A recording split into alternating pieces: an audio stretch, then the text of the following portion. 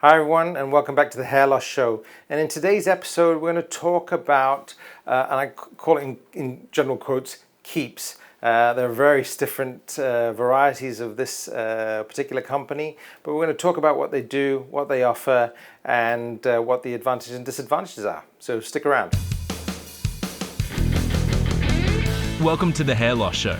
Dr. Russell Knudsen and Dr. Vikram Jayaprakash discuss issues relating to hair loss and the medical and surgical treatment of hair loss in both men and women.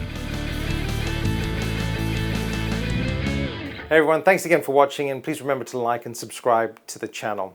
One of the questions we commonly got asked on the channel, and it's not a specific question I get asked here in clinic, is, well, what do I think about keeps? And I had to look it up because keeps is not available here in Australia, and I think it's something that's more specific to North America. So for my North American friends, this one is for you, but for everyone else in your local area, in your wherever you are, there are probably companies that do something very similar. In Australia, we have things like Pilot, we have Mosh, the hairy pill is the other one that's very common, and in the US very commonly there's one called Keeps, which is basically like the Netflix for hair loss products. So it's a subscription-based service. You go online, you fill in a questionnaire.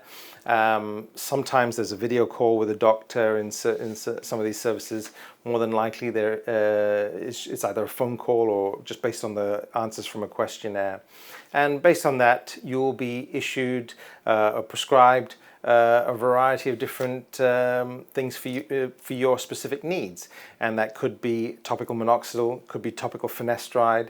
I understand that Keeps has a gel, liposomal gel that has both minoxidil and finasteride in the same product. I don't know how effective that is, so I can't really pass commentary on the benefits of that.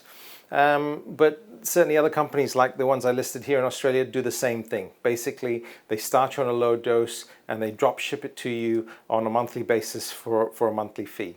And so that's perfectly fine. You know, the active ingredient is the same as the active ingredient, and the effectiveness is going to be the same. So whether or not you use these subscription services, it's actually quite beneficial. They get delivered to your home, but you still got to take them, still got to use them. Versus potentially what I do here in the clinic, I will get people to go to the pharmacy and purchase like the topical minoxidil over the counter. I'll write them a script for finasteride. Essentially, both people doing this sort of service and someone doing that with a script, there's going to be no difference in the outcome. The specific thing is making sure that the diagnosis is made correctly, and that's probably my only criticism of these models, is that you don't get someone to actually physically examine you. And that's the limitation. And I think this was born about during COVID, when we couldn't do a lot of face-to-face consultations and we had to do online consultations. And so I think there was a lot of booming in this particular industry during that time. And that's it's been really good because it's allowed people to have access to this sort of advice. But like I said, where I think it falls short is that interaction, the ability to be able to examine someone in real time, in real life. I think that's where it's probably falls a little bit short. But otherwise, as long as the products are made, the active ingredient, as long as the products are made well, the active ingredient is the same across the board, and I think it's perfectly fine. So good luck with all of that. Thanks again for the question. I hope you found that useful, and we'll see you again on the next episode. Take care.